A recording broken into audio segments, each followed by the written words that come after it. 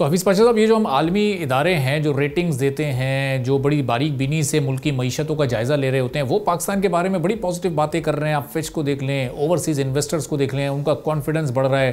جو انٹرنیشنل بڑے بڑے پبلیکیشنز ہیں اس میں ہم بڑی پازیٹیوٹی دیکھ رہے ہیں. تو یہ جو سارے نمبرز ہمیں اعداد و شمار نیشنل لیول پر یا انٹرنیشنل لیول پر دکھائی دے رہے ہیں، پھر ان پر کس طرح آپ تبصرہ تجزیہ کریں گے؟ وہ بھی تو ایک رپورٹس اور بڑی باریک بینی سے جائزہ لے کر پھر چیزیں سامنے رکھتے ہیں. دیکھیے، پاکستان کی ریٹنگ جو تھی وہ CCC کے مائنس کے تقریباً لیول تک پہنچ چکی تھی. اب اللہ کے فضل سے تھوڑی بہتری آئی ہے، مگر اب آپ یہ دیکھیے جس کا آپ نے ذکر نہیں کیا، حالانکہ یہ سب سے امپورٹنٹ اسٹیٹسٹک ہے، اور وہ یہ ہے کہ پاکستان کے ریزروز کی پوزیشن کیا ہے. اب آپ یہ دیکھیں، پچھلے سال کے آغاز میں پوزیشن یہ تھی کہ 9.4 ارب ڈالر تھے، تقریباً مشکل سے 1.25 مہینے کے امپورٹس ہم کر سکتے تھے. سال کا اینڈ تقریباً پہنچنے تک اسٹیٹ بینک نے جو 20 جون کا جو فگر دیا ہے وہ 9.6 ارب ڈالر کا، یعنی کہ سال بھر میں کوئی اضافہ نہیں ہوا ہے. آپ کے ریزروز میں بیچ میں اضافہ ہوا تھا، 11.5 ارب ڈالر تک پہنچ گئے تھے. پچھلے کچھ ہفتوں میں بہت حد تک کمی آئی ہے، اور اب یہ دیکھنا ہے کہ ہمارے شارٹ ٹرم کمرشل لونز کا پیمانہ کتنا ہوتا ہے. دیکھیے، ایک چیز ذہن میں رکھیے کہ پاکستان کے ساتھ جو اس وقت پرابلم ہے وہ یہ ہے کہ باہر سے جو نئے قرضے آ رہے ہیں وہ پرانے قرضوں کی واپسی یعنی کہ ری پیمنٹ سے کم ہیں. تو اس لیے آپ کے ریزروز پر پریشر واضح طور پر پڑ رہا ہے.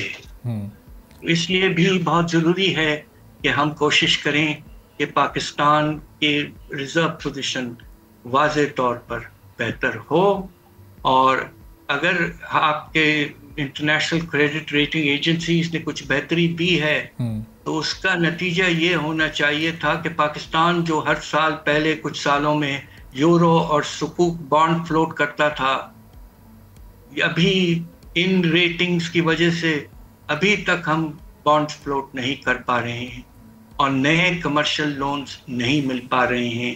تو جو مارجنل امپرومنٹ ہوئی ہے کریڈٹ ریٹنگ میں وہ ابھی تک اتنی نہیں ہے کہ پاکستان کے ایکسس ٹو انٹرنیشنل فائنینسنگ واضح طور پر بہتر. تو حفیظ پاشا صاحب، اس وقت جو آئیڈیل اگر ہم سچویشن میں بات کریں، جو گراؤنڈ ریئلٹی ہے اس میں پاکستان کے جو اس وقت ریزروز ہیں وہ کہاں ہونے چاہیے؟ ابھی ہم نے دیکھا ایک چائنا سے بڑا اچھے طریقے سے کنونس کر کے ایک رول اوور پاکستان نے حاصل کیا، اور پچھلے 2-3 سالوں سے یہی ایک روٹین چل رہا ہے کہ ہم چائنا، سعودی عرب، UAE ان سے رول اوورز کی بنیاد پر اپنے ریزروز کو پھر مینٹین رکھتے ہیں. اس بار بھی یہی ہوا ہے.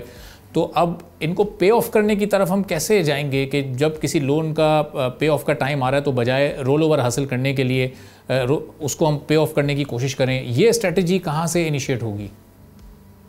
یہ اس وقت ہوگی جب IMF پروگرام کے چھتری کے نتیجے میں، اور جس طرح آپ ذکر کر رہے ہیں کریڈٹ ریٹنگ ایجنسیز کے امپرومنٹ ہمارے ساتھ ریٹنگز کی، اس کا نتیجہ یہ نکلے کہ پاکستان کے ریزروز 3 مہینے درآمدات کے لیول تک پہنچے، یعنی کہ تقریباً 17 سے 18 ارب ڈالر سالانہ، تقریباً 2 گنا پریزنٹ لیول کے. تو پھر ہم کمفرٹیبل ہوں گے اور ہماری ایکسس جو ہے انٹرنیشنل فائنینسنگ کی وہ بہت بڑھ جائے گی. اچھا، ہم دیکھتے ہیں کہ جو ہماری فورن ڈائریکٹ انویسٹمنٹ ہے، غیر ملکی سرمایہ کاری، وہ بھی پچھلے 25 سال سے ایک ہی جگہ پر رکی ہوئی ہے، کم و بیش 2 ارب ڈالر اینول اس کا ایک فگر ہے. اس کو بھی ہم نہیں بڑھا پا رہے. جو ہماری ایکسپورٹس ہیں وہ بھی ایک ہی جگہ اسٹک ہوئی ہوئی ہیں. اگلے 5 سال میں ہم اس کو ڈبل کرنے کی بات کر رہے ہیں، لیکن وہ پلان، وہ اسٹریٹجی یا وہ ٹریک آپ کو نظر آ رہا ہے جس پر چل کر یہ ساری چیزیں بڑھائی جا سکتی ہیں؟